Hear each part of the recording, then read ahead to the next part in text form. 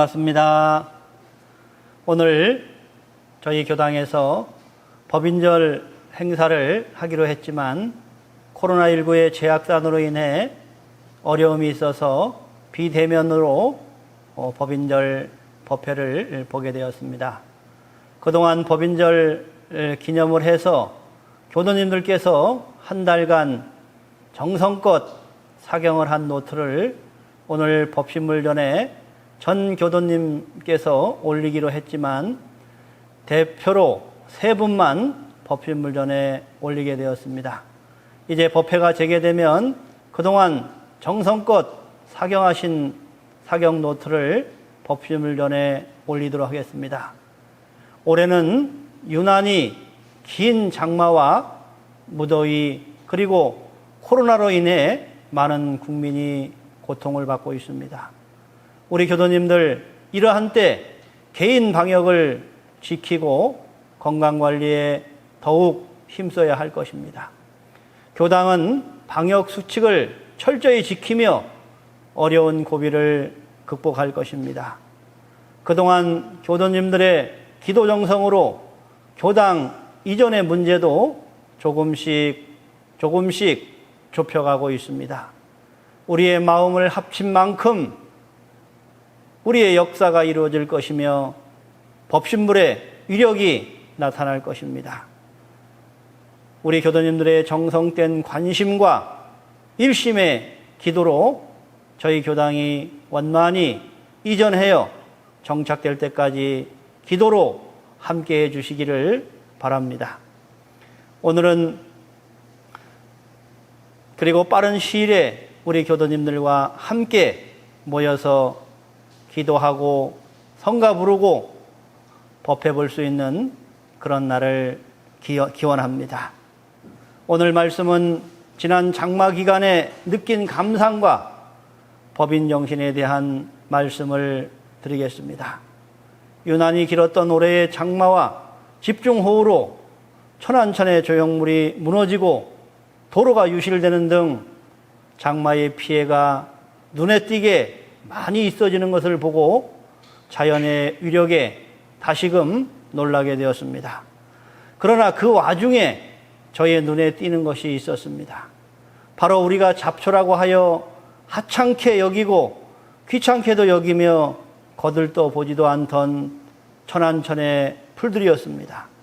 풀은 가장 흔한 식물이지만 가장 중요한 지구의 자원이며 인간과 생물들의 먹거리이며 지구 환경의 보호막인 것입니다. 장마 기간에 바라본 천안천면의 풀들이 참으로 신기함을 느꼈습니다. 오랜 시간 동안 비를 맞고 물에 잠기면 웬만한 풀들은 쓰러지고 죽어야 하는데 물이 빠지자마자 풀들은 이전의 싱싱함을 그대로 유지하며 여전히 왕성한 성장력을 보여주고 있었던 것입니다. 사람들은 간혹 어려운 경계를 당하면 자신의 목표를 수정하거나 포기도 하지만 풀들은 그 사명을 다할 때까지 절대로 주어진 사명을 중단하지 않음을 확인했습니다. 제가 하도 신기하고 궁금하기도 해서 풀을 만지면서 고맙다, 감사하다라는 말을 했습니다. 이런 천안천의 풀들을 보면서 몇 가지 감상을 얻게 되었습니다. 첫 번째 감상은 풀의 힘은 단단한 뿌리에서 나온다는 것을 알았습니다. 풀은 그 뿌리를 최대한 서로 얽히고 설키고 해서 땅에 단단히 의지를 합니다. 풀은 여러 종류의 식물들이 서로 섞여가며 조화롭게 생존을 함께 합니다. 심한 경쟁보다는 상생의 모습을 보여줍니다. 남을 해치거나 자기만 살기 위해 남의 영역을 과도히 침범하지 않고 그 어떤 상황 속에서도 자기 본연의 사명에 충실합니다. 그 사명을 실행하다 보니 뿌리의 힘은 단단하고 강하게 땅에 안착시킵니다. 풀의 뿌리는 땅을 단단하게 하여 물이나 바람, 태풍에도 땅을 굳건하게 만들어 자신의 터전을 안전하게 지켜주는 역할을 합니다. 풀은 강한 힘을 주어도 잘 뽑히지 않습니다. 그만큼 대지와 하나가 되어 단단한 뿌리를 땅에 안착한 결과입니다. 두 번째 감상은 풀의 힘은 부드러움, 바로 수용력에 있다는 것을 발견했습니다. 물에 잠긴 풀을 보니 풀은 물의 흐름을 그대로 수용합니다. 풀은 물의 경계에 반항하거나 거부하거나 자신의 처지에 억누름 없이 그대로 받아들이고 수용하고 있었던 것입니다. 그 부드러움이 풀의 생명을 유지하는 큰 비결인 것을 발견했습니다. 부드러움은 강함을 이긴다고 합니다. 풀은 어떠한 환경이 닥쳐도 순응합니다. 바람이 불어도 태풍이 와도 많은 비가 내려도 심지어 가뭄이 와도 그 부드러움으로 모든 경계를 이겨내는 힘이 있음을 발견했습니다. 풀의 그 부드러움 발휘할 수 있는 원천은 바로 단단한 뿌리에 근원하고 있다는 것을 잊지 말아야 합니다. 세 번째 감상은 풀의 힘은 강인한 생명력이었던 것입니다. 만물은 천지가 주신 각자의 사명이 있습니다. 풀은 하늘이 주신 그 사명을 누구보다도 강하게 실천하며 살고 있습니다. 풀은 어떠한 악조건 속에서도 그 사명을 다합니다. 제가 서울에서 어머니와 산책을 할 때 아스팔트 비좁은 틈 사이에 담장의 조그만 그 틈 사이에 나는 풀을 보며 어머니가 하도 신기하고 하도 감사하다는 그런 말씀을 많이 해서 어머니와 함께 그 풀들을 보며 정말 생명의 소중함과 생명의 값어치에 대해서 깊이 생각한 적이 많습니다. 그리고 어머니가 그 척박한 땅에서 나는 풀의 경이로움을 표현하는 이유는 바로 우리 어머니 세대는 어떠한 세대보다도 더 사회적으로 악조건 속에서 자식과 가족을 위해서 희생하신 세대이기 때문에 아마 같은 마음과 같은 처지에 의해서 마음이 통한 것이 아닌가 생각합니다. 풀이라고 하는 것은 조그마한 생존 환경만 되어지면 끝까지 살아남아 자신의 생명력을 지속시킵니다.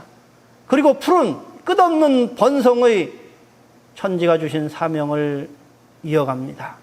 어떠한 경우에도 그 사명을 지키는 것이 바로 풀의 생명력이었던 것입니다. 이러한 풀을 보면서 대종사님과 구인 선진님들의 치열한 구도의 모습을 그려보며 신심, 공심, 공부심의 마음 공부에 연결해 보았습니다. 풀뿌리의 단단함은 바로 공부인의 신심입니다. 우리가 무엇을 믿으며 살아야 할까요? 어디에 뿌리를 내려야 바른 신심이 될까요? 최상의 신심은 이런 쌍 진리에 대한 뿌리 내린 신심입니다. 진리에 대한 신심, 법에 대한 신심, 스승에 대한 신심은 나의 삶의 동력을 무한히 제공합니다. 이 시대를 흔히 스승을 찾기 힘든 시대라고 합니다. 그만큼 실력 갖추기 어렵고 언행일치가 어렵다는 뜻이기도 합니다. 그리고 많은 사람들이 지식이 있어 그 지식에 속아 암환심을 키워 수많은 스승을 찾지 못하는 어려움일지도 모릅니다. 스승님께서 저에게 항상 이런 말씀을 하셨습니다. 어디를 나가거나 들어오면 반드시 법신물 전에 고하고 함께 사는 지도인에게 보고를 하라는 말씀을 했습니다. 그래서 저희 학교 다닐 때 출고반면이라는 말을 많이 들었습니다. 출고반면이라는 말은 나갈 때 반드시 고하고 들어오면 반드시 얼굴을 비추라는 그런 말씀입니다. 그렇게 해야만이 언제 어디서나 진리와 스승께 맥을 대고 그 기운을 받는다는 말씀을 많이 들었습니다. 그것이 바로 신심의 연결고리인 것을 깨닫게 되었습니다. 선악이 개오사라고 했습니다. 착한 일이나 악한 일이나 모두 자기 공부에 거울이 된다는 말입니다. 진리에 대한, 법에 대한, 스승에 대한 신심이 있다면 어떠한 상황에서도 다 스승의 가르치심을 그 상황에서 배울 수 있는 것입니다. 우리가 잘못된 믿음으로 얼마나 많은 이들이 혼란을 야기합니까? 종교적 광신으로, 인간의 신격화로, 이념의 세뇌화로 다른 이들을 부정하고 심지어 적으로 모는 그런 신심은 세상을 분열과 불신으로 만들어 더욱 혼란만 조장합니다. 그래서 종교적인 신념이 아닌 진리적 신념이 절대 필요한 시대라고 생각이 됩니다. 대종사님은 솔성요론에서 사람만 믿지 말고 그 법을 믿을 것이라고 하여 진리적 믿음을 인간적 믿음보다 우선하였습니다. 개교의 동기에 모든 종교의 교지도 이를 통합 활용하여 광대하고 원만한 종교 신자가 되자는 것이니라 하여 진리에 대한, 법에 대한 올바른 뿌리를 내리게 하기 위한 공부법을 밝혀주셨습니다. 풀이 대지의 뿌리를 안착하듯이 공부인이 진리에 마음이 안착되어야 참된 신심의 싹이 피어납니다. 우리의 기도와 정진심이 바로 나와 신심의 뿌리를 확장하는 일입니다. 진리의 뿌리 내린 신심이 있어야 사무여한의 그 마음이 나오는 것입니다. 풀의 부드러움과 수용력은 바로 공심의 표현입니다. 요즘 우리 사회는 다양하게 양분되어 있습니다. 정치적으로, 종교적으로, 사회 문화의 다양한 목소리로 한편은 요란한 모습을 보여주고 있지만 이 또한 굳어있던 세상의 매듭이 풀려지는 모습입니다. 그러나 그 다양한 풀어지는 가운데 우리가 잊지 말아야 할 것이 바로 남에 대한 배려, 즉 수용력인 것입니다. 오직 나의 이익을 위해 공공질서를 무너뜨리고 자기 주장만 강요한다면 그것은 자칫 대립과 반목의 사회로 치달을 수 있다는 것입니다. 그러나 다양한 목소리는 분명 살아있음의 모습인 것입니다. 평등한, 공정한 사회를 위한 목소리이니까 우리는 함께 경청을 해야 합니다. 그리고 그와 함께 우리는 바로 수용력을 가지는 공부인이 되어야 합니다.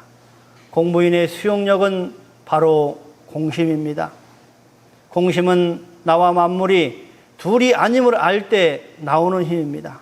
공심 가진 사람을 보고 남의 일만 한다고 어리석은 듯 말하는 사람이 있지만 공심이야말로 최고의 지혜를 실천하는 부처님이신 것입니다. 공심은 상대가 없기 때문에 어느 한편에 치우치지 않습니다. 참다운 공심은 참나의 뿌리를 단단히 묻어야만 나오는 것이며 그것을 우리는 공익심이라고 합니다. 원불교에서 무아봉공, 그것이 바로 공심의 표현인 것입니다. 나와 우주 만물의 근본은 하나이고 결국 하늘한 한 이치에 사는 공동체의 삶을 사는 것입니다. 공심은 천지의 마음입니다. 공심은 어머니의 마음이며 천지는 공심으로 만물을 품어 안고 살려내고 키워주고 보호하는 마음을 가지고 있습니다. 이러한 공심을 위해 진리적 신심의 뿌리를 두고 무아봉공의 공심의 꽃을 활짝 피워야 합니다. 풀의 강인한 생명력은 바로 공부인의 공부심입니다. 풀은 생명의 지속을 그 사명으로 삼고 어떠한 환경에서도 생존합니다. 진리가 우주 만물에 생명을 부여한 것은 바로 서로서로의 생명 살림의 사명을 주시기 위함입니다. 풀은 번성의 사명을 주셨고 풀은 환경의 주요한 자원으로 활용하기를 원하는 것입니다. 우리는 공부심의 사명을 받았습니다. 공부인의 사명은 공부심이며 공부심이 없는 수행자는 생명력을 잃은 것과 같습니다. 우리의 신앙은 처처불상 사사불공의 공부심으로 보온의 생활을 하자는 것이며 우리의 수행은 무시선 무처선의 공부로 동정간 일심을 여의지 않는 마음으로 살아가자는 것입니다. 우리가 동정간의 일심합력의 공부심을 놓지 않고 살아가면 그것이 우리 공부인의 진정한 생명력을 유지하는 것입니다. 우리 공부인의 진정한 생명지속의 모습은 바로 은혜와 진급의 공부심으로 정진하는 생활입니다. 정리를 해봅니다. 신심, 공심, 공부심을 우리의 법인정신인 사무여한 무아봉공 일심합령의 정신으로 살펴보았습니다.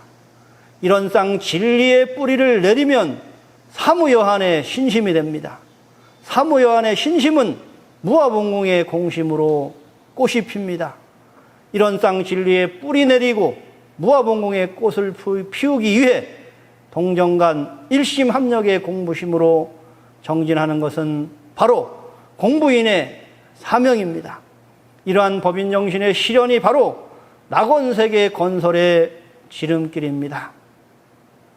우주만유의 본원인 이런 쌍의 우주만유의 본원이 이론의 진리이듯 저 풀 속에 갈마있는 진리의 모습 속에 대종사님과 구인 선님들의 모습을 발견했습니다. 오늘 밝은 눈으로 세상을 보고 열린 마음으로 진리를 담았으니 참으로 행복합니다. 우리 교도님 일주일 동안 더욱 건강하시고 감사심 가득한 생활로 생활하시다 다음 주에 은혜로운 마음으로 함께 배울 수 있기를 염원합니다. 감사합니다.